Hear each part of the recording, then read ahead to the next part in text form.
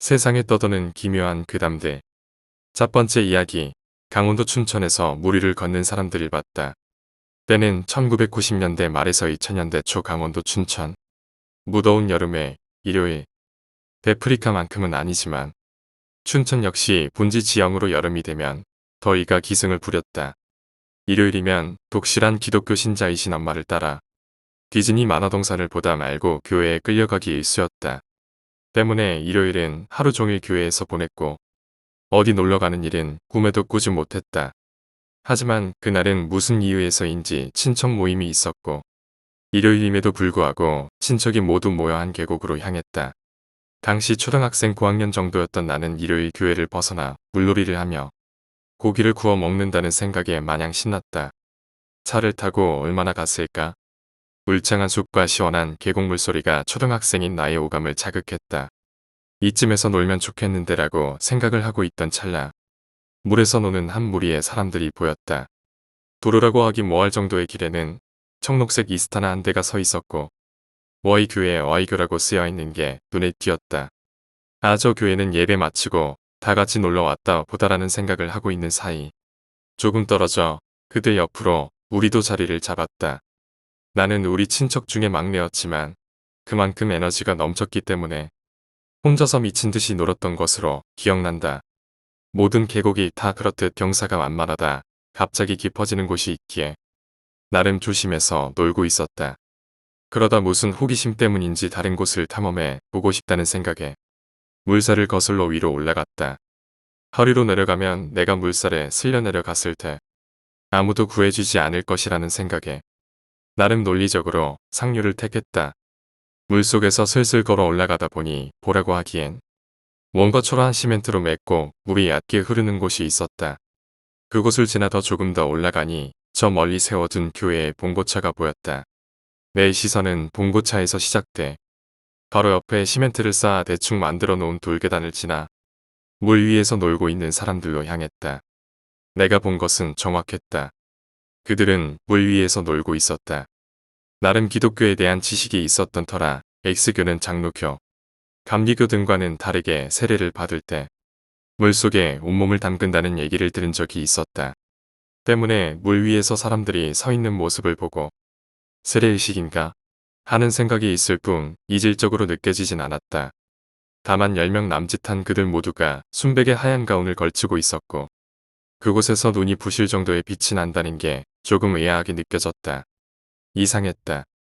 이렇게나 많은 사람이 모두 같은 옷을 입고 물 위에 서 있는데 내 발은 그곳으로 향했다. 더 봐야 해. 더 가까이 가야 해. 그렇게 나는 그곳을 향해 계속해서 걸어 나갔다. 그들은 정말 내 생각처럼 세례의식을 하는 건지 대표자처럼 보이는 한 명을 마주보고 줄이 길게 늘어서 있었다. 그들이 더 잘 보인다. 키가 상당히 많이 커 보였다. 그들에게 다가가는 순간에도 뭔가 들키면 안 된다는 생각에서인지 몸을 물속으로 넣고 머리만 내밀었다. 조금 더 조금 더. 더 자세히 보고 싶은 마음에 계속해서 다가가는 순간 뒤에서 나를 찾는 소리가 작게 들려왔다. 가족들이었다. 호기심도 컸지만 뭔가 공포심도 느껴졌던 터라 나는 그대로 가족들에게 돌아갔다. 어른들은 고기를 구워 술판을 벌였고 나도 옆에서 연신 고기를 주워 먹고 있었다. 술을 한 잔도 입에 대지 않는 기독교 지식이 많은 엄마에게 말했다. 엄마, 나 저기 위에서 X교 세례하는 거 봤다. X교?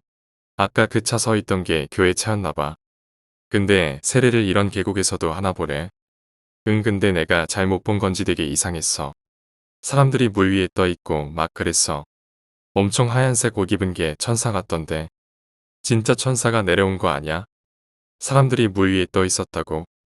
응, 엄마가 X교 사람들은 잠수한다고 해서 그런 줄 알았는데 물 위에 떠 있었어. 진짜야. 그래서 어떻게 했어? 궁금해서 계속 봤지. 근데 사람도 되게 커 보이고 그래서 가까이 보려고 계속 갔는데 엄마가 불러서 그냥 왔지. 그 사람들은 아들 봤고 아니 그건 모르겠는데 그냥 물속에 몸 담그고 머리만 내밀고 봐서 못 봤을걸. 얘가 귀신에 단단히 홀렸네. 너 밤에 혼자서 화장실도 못 가는 애가 그걸 보고 혼자서 거길 갔다고? 엄마의 말이 끝나는 순간 아차 싶었다. 정말 나는 무슨 배짱으로 거기까지 갔나 싶었다. 겁이 많아 밤에 혼자서 화장실도 못 가고 어두운 골목길 걸을 때도 아빠 엄마 옆에 꼭 붙어서 걸어가는데 무슨 생각으로 거기까지 갔지? 라는 생각이 들었다. 어렸을 때 물에 빠져 죽을 뻔한 경험을 했던 엄마가 말했다. 아들 물귀신에 홀린 거야. 엄마도 어렸을 때 홍수가 나서 물에 휩쓸려 내려갔었는데 나뭇가지를 잡고 버텨도 물속에서 누가 다리를 잡아당기는 느낌에 빨려 들어가고 또 뭔가를 붙잡으면 계속 누가 잡아당겨서 물에 빠졌는데 동네 어른들이 구해주고 물귀신이 붙들어서 꺼내기 힘들었다고 했었거든. 아들도 그 귀신이 계속 불려서 끌려간 거야. 엄마의 말에 소름이 쫙 돋았다. 아마 조금만 더 들어갔으면 깊은 곳에 빠졌고 물귀신이 그 안에서 안 넣어줬을 거다. 진짜 큰일 날 뻔했네. 주님이 보살펴 주셨네. 엄마의 말을 모두 믿은 건 아니지만 상황이 상황이니 엄청 의기소침해졌다.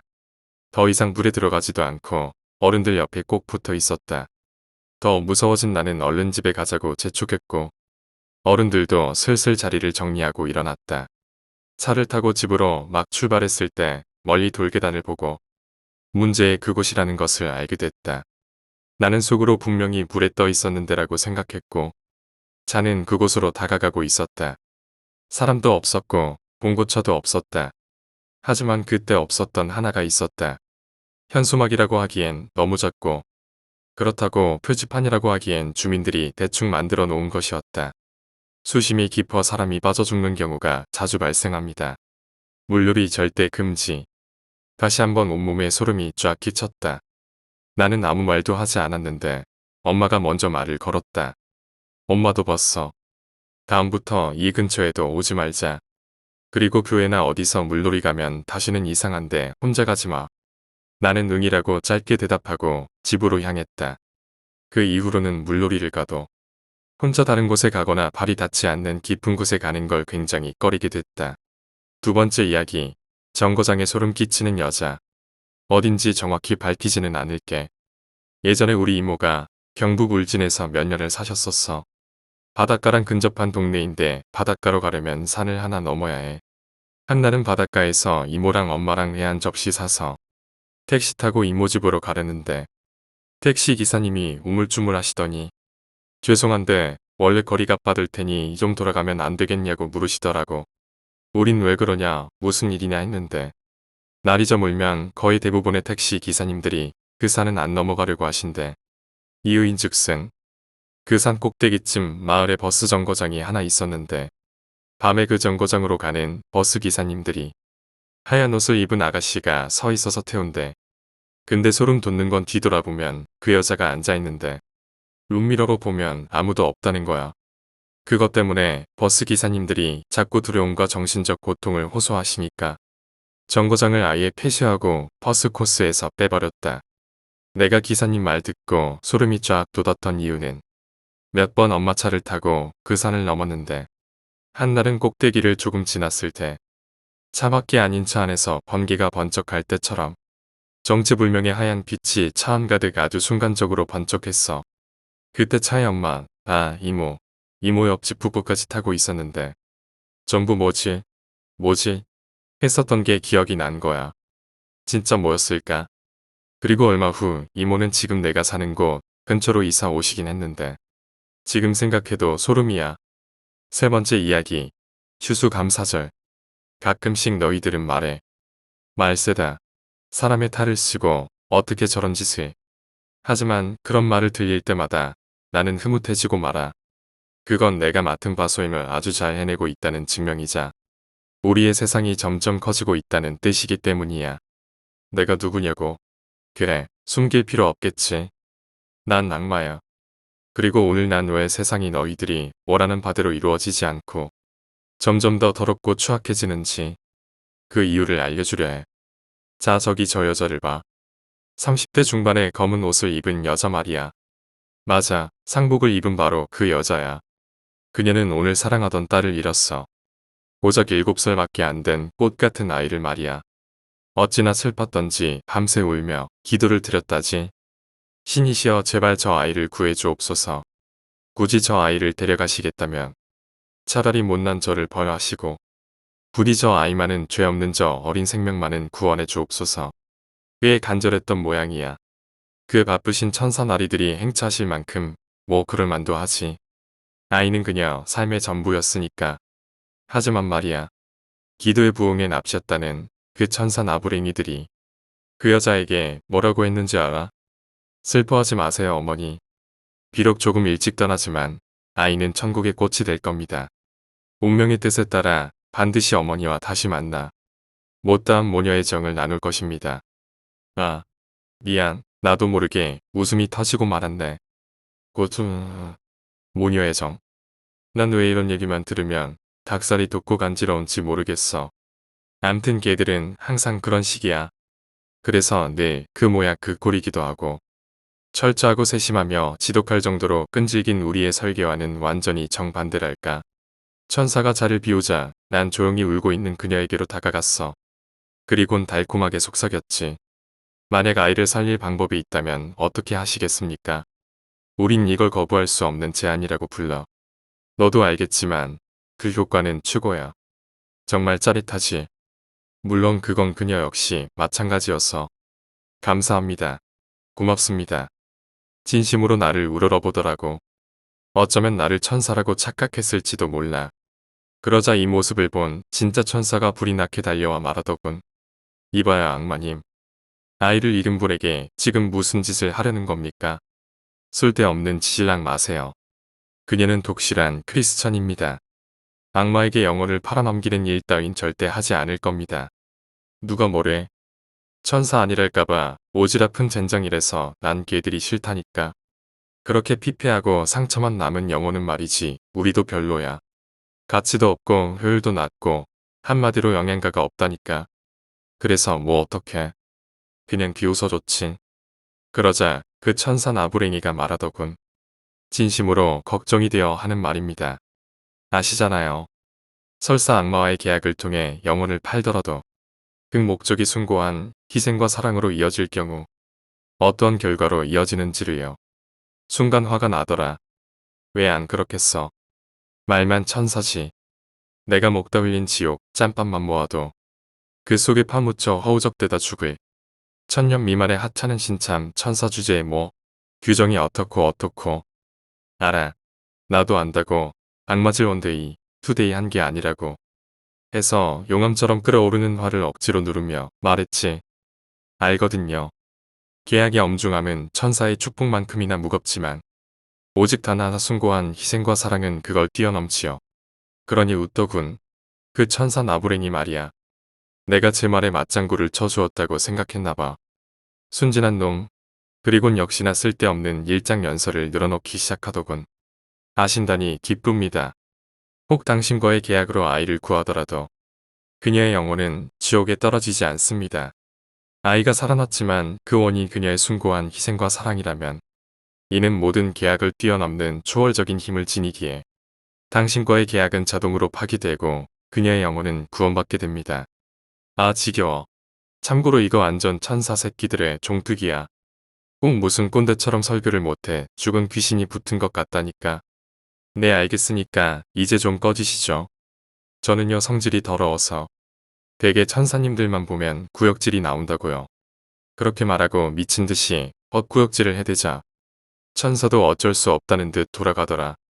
하긴 뭐 더럽고 안 이꾸어도 자기들이 어쩌겠어. 착한 척 해야지. 물론 마지막까지 한마디 남기긴 했어. 잊지 마세요. 숭고한 희생과 진실한 사랑은 신조차 어쩔 수 없는 불가침의 존재이무려. 그래, 걔들은 늘 그런 식이야. 앞에선 알량한 위로를 건네며 걱정스러운 표정을 짓지만 막상 일이 어떻게 처리되고 있나 물어보면 한심하기 그지없지. 얘들은 타고난 방관자야. 모든 것을 운명의 탓으로 의지. 신의 뜻입니다. 늘 그 거지 같은 핑계를 대며 말이야. 하지만 앞서 말했듯 우린 달라. 화끈하고 신속하지. 우리의 모토는 언제나 고객 만족에 있으니까. 나는 곧장 달려가 아이의 어머니를 만났어. 그리곤 내가 가진 권능의 일부를 아이의 어머니에게 주었어. 아무런 대가 없이 어떠한 계약도 맺지 않고 말이야.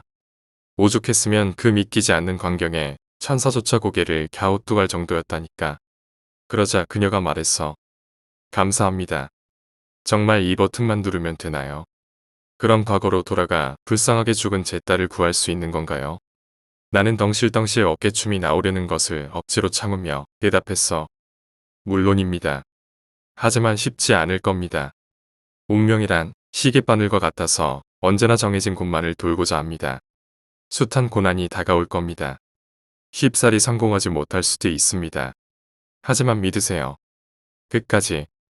당신의 믿음과 헌신만이 죄 없이 죽어간 딸을 다시 살려낼 것입니다. 너희들이 그 여자 얼굴을 봤어야 했는데. 그건 말이지 흡사 그녀가 평생을 숭배하고 흠모해온 신을 영접한 듯한 표정이었어.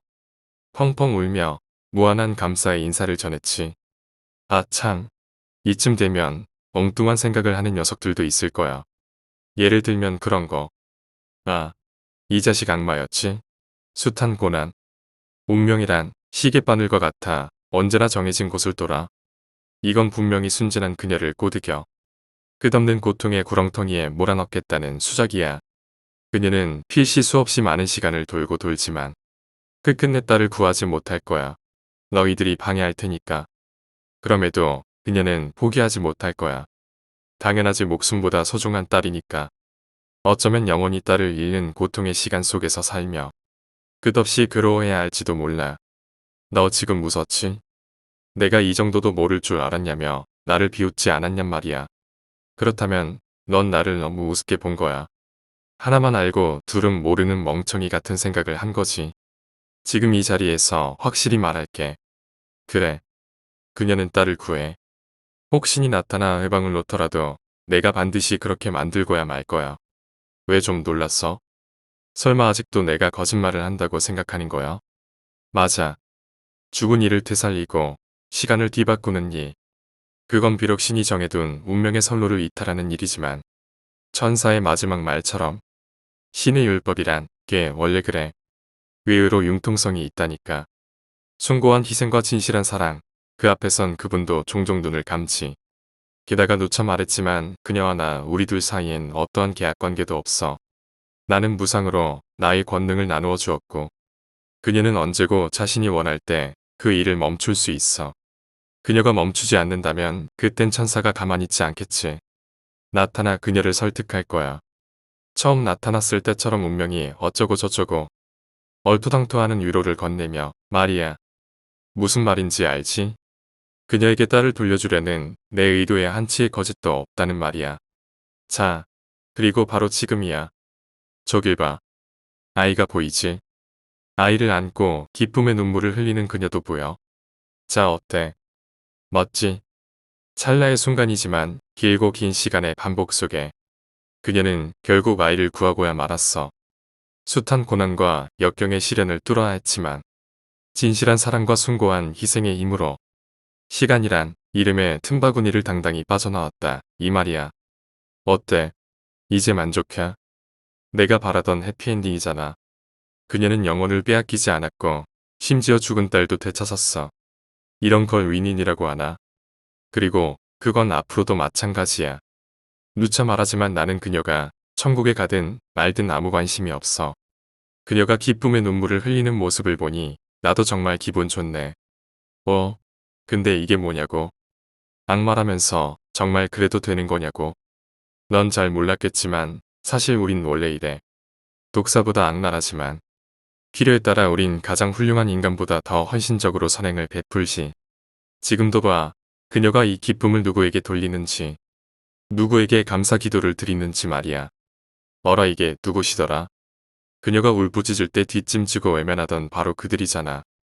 정작 딸을 되돌려주기 위해 발바닥에 땀이 나도록 뛴 게 누군데 말이야. 생각해봐 내가 우리 입장이라면 정말 황당한 일 아냐. 그지만 뭐 상관없어. 아니 상관 안 해. 그녀의 알량한 기도 따위 맹세코 한 번도 바란 적이 없으니까. 내 스타일 알겠지만 그런 거 해봐야 난 간지럽고 거북스럽기만 해. 자 그럼 이만 가볼게. 어딜 가냐고. 왜 그렇게 서두르냐고. 미안하지만 이제부턴 좀 바빠질 거라. 한가하게 이런저런 설명이나 하고 있을 시간이 없어. 뭐 때문에 그렇게 바쁘냐고. 그거나 좀 말해주고 가라고. 그러고 보니 제일 중요한 얘기 안 했구나. 인간에겐 긴 시간이지만 20년, 아니 30년이란 아주 짧은 계절이 지나면 수학의 순간이 찾아와. 저길 봐 씁쓸한 표정으로 이러지도 못하고 저러지도 못한 채 무기력하게 바라보는 천사의 저 비참한 몰골을. 그래 감히 끼어들 수 없었겠지. 명색이 천사가 돼가지고 아이를 살리겠다는 엄마의 헌신적인 사랑을 회방 놓을 수야 있나. 눈물겨운 희생으로 말미암아 되살아난 아이를 해쳐서야. 천사 체면이 영 말이 아니지. 하지만 말이야. 나라면 당장 저 아이의 목을 비틀어 버렸을 거야. 장차 저 아이가 해낼 일들을 아니까. 모두 보았으니까. 하지만 나는 되고 그들은 안 돼. 천사란 작자들은 애초에 그렇게밖에 할 수 없도록 설계되어 있어. 놀랍도록 숭고하고 착하고 공정하며 세상을 아름답게만 바라보지. 멍청할 정도로 말이야. 이런 쓸데없는 말이 길었지. 다시 설명할게. 내가 봤다시피 그녀는 결국 딸을 구해냈어. 시간을 돌고 돌아 억겁의 시간을 떠돌며 헌신적인 사랑의 힘이 얼마나 대단한가를 증명했지. 정확히 665번의 실패를 딛고 말이야. 어떤 영화에서도 비슷한 장면이 나오더라. 그것과 같아. 지금 내가 보고 있는 아이의 미래는 17만 9,666개의 미래 중 가장 참혹해. 최상급의 파멸을 가져다 줄 경우의 수지. 알다시피 아이들은 예민해. 특히 저 나이대의 아이들은 더 단순히 사느냐 죽느냐의 문제가 아니야. 어떻게 구해지는가. 어떤 경험과 어떤 기억을 가지고 살아가는가. 작은 차이에도 아이의 인생은 무수히 많은 변곡점을 남기며 변하지. 조금 감이 와. 왜 그것이 운명이었는지. 왜 저 아이가 그토록 어린 나이에 생을 마감해야 했었는지. 왜 기도의 부흥에 찾아온 천사가 그녀의 간절한 바람에도 고작 알량한 위로말을 남긴 채 황급히 떠나야 했는지. 맞아 아이는 살해됐어. 그것도 처참한 성적 폭력과 더불어 말이야. 비록 나의 권능과 눈물겨운 모정의 힘이 더해져 위기를 극복하고 엄마의 품으로 되돌아왔지만 이미 아이의 기억 속엔 지울 수 없는 고통과 두려움이 남아버렸지. 다 내 작품이야. 하얀 종이처럼 순수한 아이의 머릿속에 끔찍한 파멸에 시한폭탄 하나를 심어 버린 거지. 지금도 봐. 아이의 달라진 눈빛에 증오와 분노 그리고 세상에 대한 혐오가 느껴지지 않아? 내가 심은 저 악몽의 씨앗은 머지않아 싹을 틔우고 열매를 맺을 거야. 그리곤 아무도 생각하지 못한 방식으로 세상 곳곳에 스스로에게 내재된 증오와 분노의 씨앗을 심기 시작할 테지. 그래 맞아. 곧 전쟁과 눈물겨운 학살의 시대가 열릴 거야. 저 작은 아이의 회생으로 인해 숭고한 희생, 진실한 사랑, 앞뒤 가리지 않고 덤비는 몽매한 모정에 의해. 하지만 그건 우리에게 수업과 축제의 장에 다름없어. 추수감사절이 찾아온다고. 나와 내 친구들은 두둑한 보너스를 받게 될 거야. 헤아릴 수 없이 많은 영혼과 미움, 시기, 증오. 모두 너희로 인해 우리를 살찌우는 것들이지. 그러니 즐겨. 이건 신조차 허락한 운명이니까. 665번의 방해 뒤. 숭고한 희생과 진실한 사랑의 힘으로 되살아난. 666. 그런데 저 짐승의 아이가 기필코 그리 만들 테니. 내가 원하든 원하지 않든. 주신.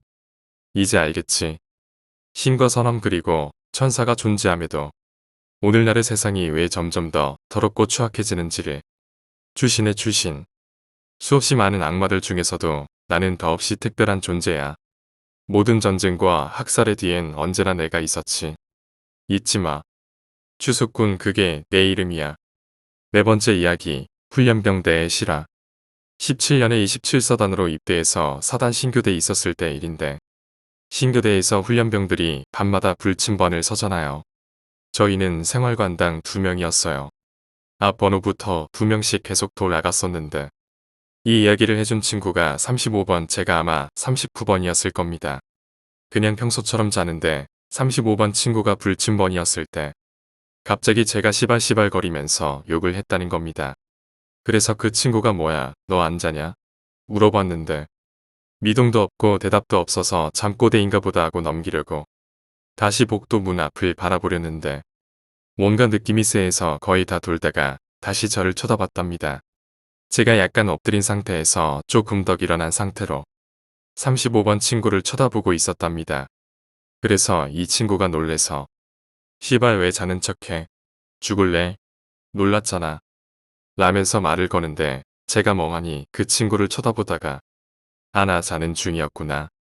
이러면서 웃더니 스르륵 다시 엎어졌다는 겁니다.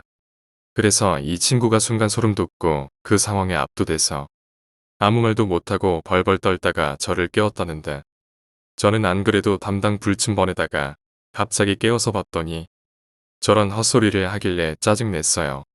구라 안 치고 리얼 실화라고 하더라고요. 나중에 우리 생활관 전체에다가도 얘기하고 같이 서던 다른 한 명도 그 상황을 봤다고 하더라고요. 5번째 이야기. 조선족. 나는 다세대 주택에서 살았고 1층에는 조선족 아저씨가 살았다. 그 아저씨는 지금 생각해보면 잘생겼고 키는 176 정도의 노홍철과 굉장히 닮았었다. 하지만 나에게는 어린 여동생이 있었다.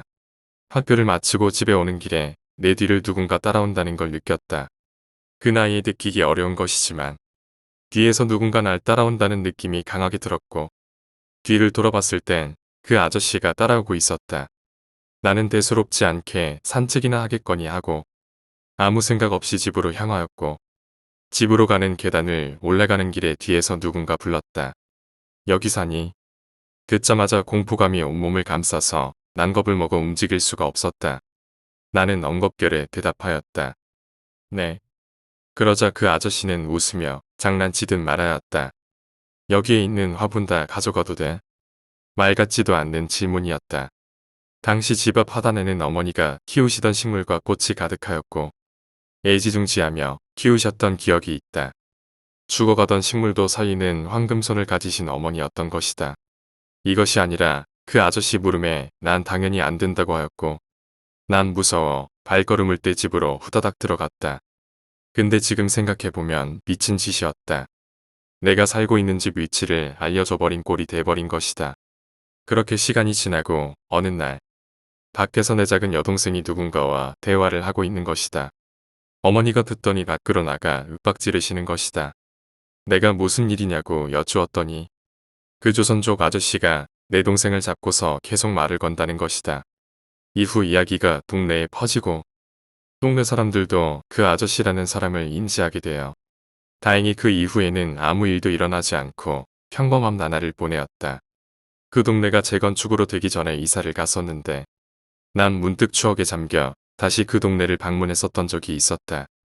난 당연히 그 아저씨는 없을 줄 알았는데 더 거짓골을 하고 씻지 못하였는지 악취와 시커먼 피부를 하여 더욱 망가진 모습을 보았었다. 지금은 재건축이 들어가고 아파트가 들어섰기 때문에 그 아저씨 행방은 아무도 모른다. 내가 잊지 못하는 기억 중 하나로 자리 잡은 것으로 보아 그 당시 꽤나 충격과 공포감을 느낀 것 같다. 6번째 이야기. 마트에서의 이야기. 이 일은 제가 초등학교 때 겪었던 실제 이야기입니다. 저는 엄마를 따라 집 앞의 마트에 장을 보러 갔습니다. 그날따라 비가 오느라 날이 유독 컴컴했던 것으로 기억합니다. 엄마는 과자 같은 군것질거리는 웬만해선 많이 안 사주시려 해서 큰 봉지째로 많이 사본 기억은 없습니다. 여느 때처럼 먹고 싶은 과자 딱 2종류만 고르라고 하셨고 저는 따로 과자 코너를 가서 과자를 고르고 있었습니다. 참고로 그 과자 코너는 양옆으로 물건들이 늘어서 진열되어 있고 그 폭은 1m쯤 되어 2명이 지나가기엔 좁은 통로입니다. 마침내 과자를 고르고 고개를 돌리자 엄마의 장바구니가 바로 눈에 들어왔습니다. 어느새 장을 보고 와 계셨나 봅니다. 과자를 던져 넣으며 얼핏 보니 엄마가 웬일인지 과자 봉지를 바구니 가득 담으신 것입니다. 저는 기쁜 마음에 왜 이렇게 많이 샀어? 그러자 그 여자가 웃으며 나 너네 엄마 아닌데?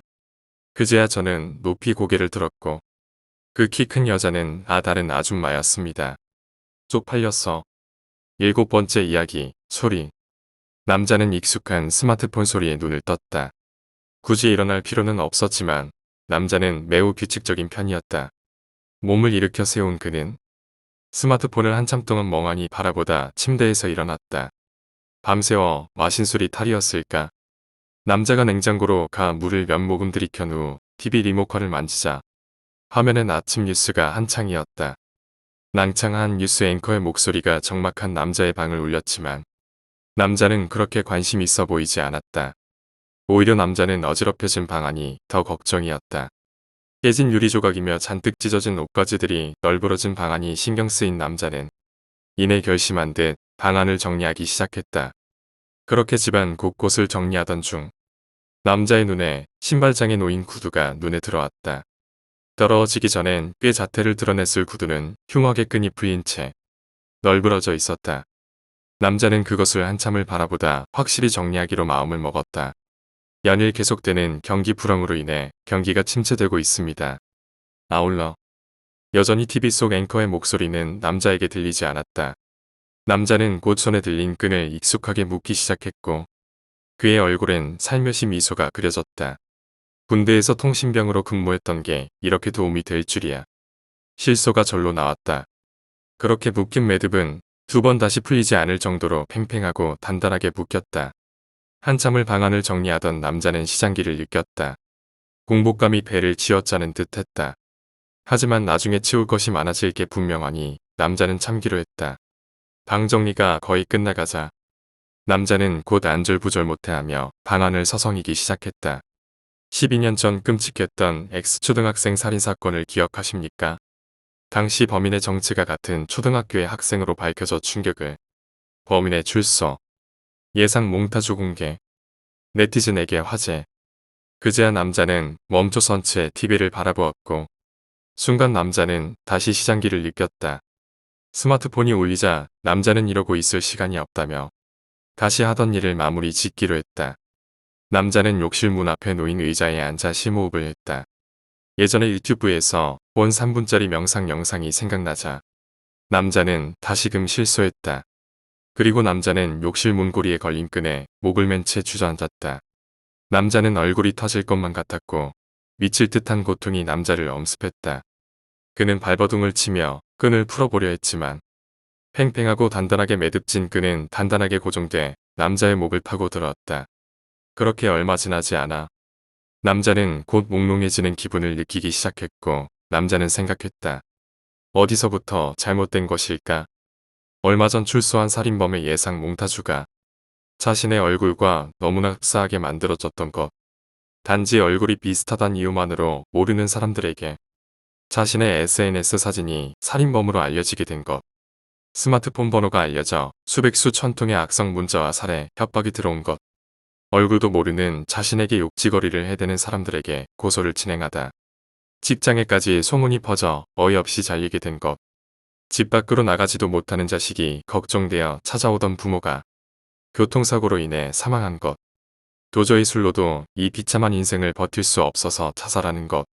하지만 일부 몰지각한 네티즌들이 인터넷에 올린 범인 추정 신상이 사건과 전혀 관계없는 거실의 TV 소리는 공허하게 맴돌고 있었고 삐링 이 개새끼야 내가 그러고도 사람이야. 삐링 당장 죽여버릴 거야. 내 부모가 널 낳은 게 실수야. 삐링 남자의 마지막 숨이 넘어가는 순간에도 스마트폰은 시끄럽게 울려대고 있었다. 그 후 얼마 지나지 않아 자살한 남자의 이야기는 각종 대형 포털 사이트의 뉴스 기사란을 장식했다. 놀랍게도 모든 사람이 남자에게 애도를 표하고 그의 불행한 삶을 슬퍼했다.